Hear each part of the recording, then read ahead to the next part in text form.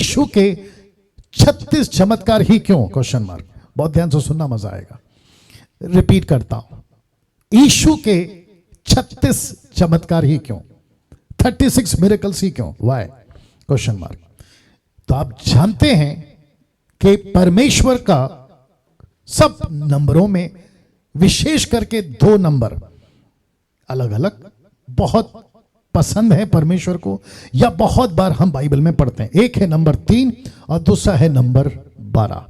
अगर 3 को 12 से गुना करें, आपको पता है आंकड़ा क्या आएगा? 36। अब आप सोचिए, 3 ये जो नंबर है, पिता पुत्र पवित्र आत्मा, तीसरे दिन उनको पवित्र करो, 3 दिन बाद, या 3 आप कई बार बाइबल में पढ़ते हैं। 3 साल आप कई बार बाइबल में पढ़ते हैं। 30 नंबर आप कई बार बाइबल में पढ़ते हैं। 12 का तो प्रश्न ही खत्म हो गया। 12 ट्राइब्स हैं, 12 फाटक हैं स्वर्ग में, 12 छेले हैं, 12 आपके क्या कहते हैं प्राचीन हैं, 12 स्वर्ग में सिंहासन, 12 24। ये जो शब्द है ना 3 और 12, इसको कहते हैं, अगर आप गुना करोगे तो 36 होते हैं। अब आप सोच के देखिए कि परमेश्वर कितना पर्टिकुलर है, परमेश्वर कितना सटीक है, हर चीज में वो अपने आप को सिद्ध रखता है, परफेक्ट रखता है। तो जिसके चलते जो रिकॉर्ड किया गया, किसी ने मुझे बीच में कहा था कि 36 नहीं 37 है। ये क्यों ऐसा हो रहा है? ओके 36 नहीं 37 है। मैंने पूछा 37th वाला कौन सा है? बोला पानी पे चले। कौन? यीशु जी। ऑफ कोर्स वो चमत्कार है, लेकिन यीशु के लिए वो चमत्कार नहीं है ना, क्योंकि वो परमेश्वर है। अगर हम कहेंगे कि परमेश्वर पानी पे नहीं चल सकता, अगर चलता है तो वो चमत्कार है, तो फिर वो परमेश्वर कैसा हुआ? परमेश्वर पानी पे चल सकता है, परमेश्वर बातें कर सकता है, आकाश में से बातें कर सकता है, उसको चमत्कार में नहीं गिनेंगे, क्योंकि वो तो उसके नेचर में है, इसलिए 36 गिना गया। ओके ना, यीशु के 36 चमत्कारों को 4 हिस्सों में बांटा जा सकता है। We can divide in 4 parts. 4 हिस्सों में बांटा जा सकता है। पहला हिस्सा प्रकृति चमत्कार, नेचर मिरेकल्स, जिसमें आता है तूफानों को शांत करना, पेड़ को श्राप देना, मछलियों को पकड़वाना। यह है नेचर का मिरेकल या प्रकृति चमत्कार। दूसरा शारीरिक चमत्कार, फिजिकल मिरेकल्स, अंधे, लंगड़े, गूंगे, बहरे, लकवे, कोढ़ियों को ठीक करना, ये दूसरा श्रेणी में आता है। तीसरा दुष्ट आत्मा को निकालना। चौथा मुर्दों को जिंदा करना। यीशु के 36 चमत्कारों को आप ये 4 हिस्सों में बांट सकते हैं, और ये 4 के बाहर आपको दूसरा कोई 5वां हिस्सा नहीं मिलेगा। Can you believe this? क्या अद्भुत है, और कितना कुछ हम इसमें से सीख सकते हैं। क्या कभी आपने 4 किताबों को ऐसे पढ़ा था? या आज आपको पढ़ना होगा, आज आपको पढ़ना होगा, समझना होगा। तो अब प्रश्न उठता है, यीशु ने इतने चमत्कार क्यों किए? अभी कुछ लोगों की जो मिनिस्ट्री है, अब यहां थोड़ा सख्त होना पड़ेगा, कुछ लोगों की मिनिस्ट्री है ना, मैं आपको बताता हूं कैसी है। आपको याद होगा कि यीशु मसीह ने अपने चेलों को पूछा, मत्ती की किताब उसका 16 अध्याय वचन 13 में, मैथ्यू 16:13, यीशु ने पूछा, यार एक काम करो, बताओ कि लोग मेरे बारे में क्या राय रखते हैं, लोग मुझे क्या कहते हैं। चेलों ने कहा कि अरे प्रभु, कोई तो आपको जॉन द बैप्टिस्ट कहता है, कोई आपको एलिया कहता है, कोई आपको जरमाया कहता है, और कोई कहता है कि प्रॉफिट में से कोई एक है। 4 कैटेगरी। यीशु का माथा चकराया होगा, बोला बाप रे, मैं यहाँ काम कर रहा हूँ, लोगों को ठीक कर रहा हूँ, ये लोगों ने मेरे को 4 हिस्सों में बांट दिया। तब यीशु ने पीटर को पूछा कि पीटर तू क्या कहता है? और वो तो शुक्र है कि परमेश्वर की आत्मा ने पीटर की जबान पे ये शब्द डाला कि तू मसीहा है, क्रिस्तुस मसीहा है, यीशु का अभिषेकित मसीहा परमेश्वर का। वैसे ही आज बहुत सारे लोगों ने यीशु की 4 किताबों को कुछ टुकड़ों को उठाया और उसको मिनिस्ट्री बना दी। Miracles ministry, blessing ministry, motivational ministry, और न जाने क्या क्या। और जो असली मकसद था उसको नहीं पकड़ा, और ऊपर से चीजों को उठा लिया और मिनिस्ट्री घोषित कर दी। मुझे तो हंसी आती है कि जिनको मैं जानता हूं, जो मेरे साथ में मीटिंग्स में जब हम जाते थे, फोटोज खिंचाते थे मेरे साथ में, उन सभी को ज्यादा हिल रहा है क्या? अभी ठीक है?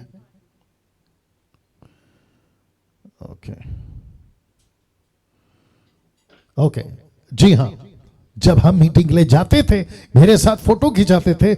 आजकल जब फेसबुक पे उनको देखता हूं तो कोई अपोस्तल बन गया है, कोई बिशप बन गया है, कोई रेवरेंड बन गया है, और मैं वहीं का वहीं पास्टर। मैं भी ताज्जुब हो गया। मैंने बोला वाह, अच्छा, उनका अगर मिनिस्ट्री देखें तो पीछे कुछ नहीं है कि कोई बड़ी कलीसिया है, कोई महान ना काम उन्होंने किया होगा, नहीं। फेसबुक और यूट्यूब पे अपोस्तल कॉमन हो चुका है, प्रॉफिट कॉमन हो चुका है, बिशप एंड रेवरेंड कॉमन हो चुका है। मैंने बीच में किसी को पूछा था, यार ये डिग्री आती कैसी है? तो बोला कोई चिंता की बात नहीं है, आपको कितना चाहिए बताओ, सिर्फ 3,000-5,000 रुपए में तो बिशप की डिग्री आ जाती है। मैंने बोला वाह, अगर मुझे ऐसा चाहिए तो मैं तो कभी का बन सकता हूं। लेकिन प्रश्न उठता है, असली मकसद कहां है? तो यीशु के इतने चमत्कार क्यों? आपको मैं सिर्फ ये फोटो और ये शब्द बता दूं जो लिखा है 1 कुरिन्थियों 1:22 में। यहूदी तो चिन्ह चाहते थे, उनको मिरेकल्स चाहिए था। आपको याद होगा इजरायली जब मूसा गया तो लोगों ने पूछा, और मूसा ने भी पूछा, बाप रे क्यों परेशान कर रही है?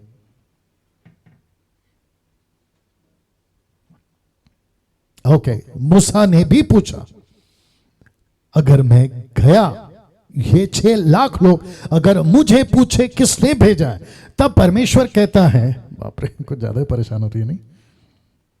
ओके, मूसा ने पूछा, अगर मैं गया, लोग मुझे पूछेंगे आप कौन है, किसने भेजा, मैं क्या बताऊंगा? तब परमेश्वर कहता है कुछ चिन्ह दिखा देना। उस वक्त से अभी तक और यीशु तक भी यही सिलसिला चल रहा है, जहां चमत्कार, आगे कोई बोल दे वही नमस्कार, ये वाला चक्कर चल रहा है। और जिसके चलते होता यह है कि जब तक कोई चिन्ह ना देखें उनको यकीन नहीं होता। तो पौलुस कहता है यहूदी उनको चिन्ह चाहिए, उनको मिरेकल्स चाहिए। और कुछ वचन आपके बीच में रख रहा हूं, मत्ती 8 का 16 से 17। जब संध्या हुई तब वे उसके पास बहुत से लोगों को लाए जिनमें दुष्ट आत्माएं थी। उसने उन आत्माओं को अपने वचन से निकाल दिया, सब बीमारों को चंगा किया, ताकि जो वचन, अब ये है पर्पस मिरेकल का, वचन यशाया ने कहा था, जो भविष्यवक्ता ने कहा गया था, वो पूरा होने के लिए उसने आप हमारी दुर्बलताओं को ले लिया और हमारी बीमारियों को उठा लिया। इसको कहते हैं पर्पस था मिरेकल्स का, पर्पस था। क्यों किया? पर्पस है। पर्पस क्या है? यहूदी चिन्ह चाहते हैं। पर्पस क्या है? ये प्रोफेसी पूरी करनी थी। कुछ लोग कहते हैं यीशु मसीह जगत में आए, मिरेकल्स मिरेकल्स मिरेकल्स, तो कुछ लोगों ने उसको क्या कर दिया, मिरेकल्स की मिनिस्ट्री स्टार्ट कर दी। लेकिन उनको नहीं पता कि मिरेकल्स के पीछे का पर्पस क्या है। यीशु कभी भी मिरेकल्स कर सकता है, अभी राइट नाउ मुर्दे को जिंदा कर सकता है, ऐसे कुछ भी कर सकता है, उसके लिए कुछ भी असंभव नहीं। लेकिन हर मिरेकल्स के पीछे पर्पस होना चाहिए। हम बाबा थोड़ी हैं। मुझे बीच में किसी ने कॉल किया था और मुझे कहा कि पास्टर डैनियल प्रार्थना करके बता सकते हो कि मेरा भविष्य क्या होगा? अरे वाह, बस फर्क इतना है कि मैं तोता लेके नहीं बैठा था। आप लोग सोच के देखिए कि किस तरह का मेंटालिटी या किस तरह का विचारधारा लोगों में है। उनको ऐसा लगता है कि बाइबल के अंदर यीशु मसीह ने बड़े चमत्कार किए हैं तो उसको एक मिनिस्ट्री बना दो और काम करना शुरू करो। लेकिन नहीं, आपको समझना होगा कि मिरेकल्स क्यों हुए थे ना। इसको देखिए, यूहन्ना 10:37 कहता है, यदि मैं अपने पिता के काम नहीं करता तो मेरी प्रतीति ना करो।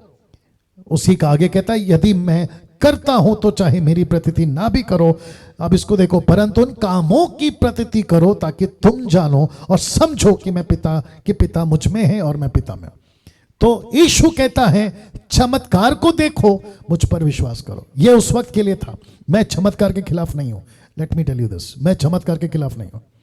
अगर अभी यीशु को मेरे हाथों से कई मुर्दों को जिंदा करना है तो उसको करने दीजिए। आपके हाथों से अगर कोई किसी को ठीक करवाना चाहता है, करवाने दीजिए, मुझे उससे कोई दिक्कत नहीं है। लेकिन यीशु के चमत्कार को मिनिस्ट्री का जरिया बनाकर कि देखो ऐसा हुआ था, अभी भी होगा, ये नहीं होगा। क्योंकि कोई भी चमत्कार, कोई भी आशीष परमेश्वर के मर्जी के बगैर कभी नहीं होती है। वाह, यहां पे रिस्पॉन्स चाहिए था, सब लोग दे रहे होंगे शायद। अब आप सोचिए, ये पर्पस था ना। इसको देखिए, ये यीशु का स्टेटमेंट है, यूहन्ना 4:48। उसने उससे कहा, जब तक तुम चिन्ह और अद्भुत काम ना देखोगे विश्वास ना करोगे। See this? यीशु कहता है कि मुसीबत ये आ गई है कि जब तक तुम्हारे बीच में कोई चमत्कार ना हो तब तक तुम विश्वास नहीं करोगे। लेकिन मैं आपको बता दूं कि आज हमें चमत्कार की जरूरत नहीं है, क्योंकि जिंदगी वचन बदलता है, ना कि चमत्कार।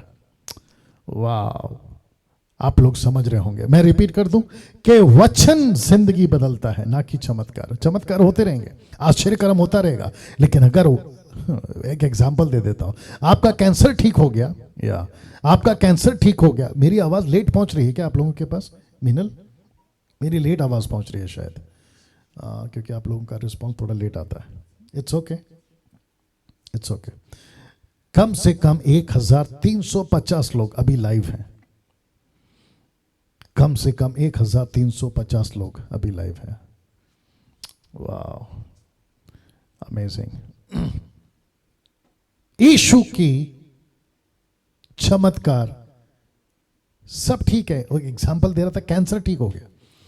कैंसर ठीक हो गया, लेकिन जीवन नहीं बचा। मतलब क्या है?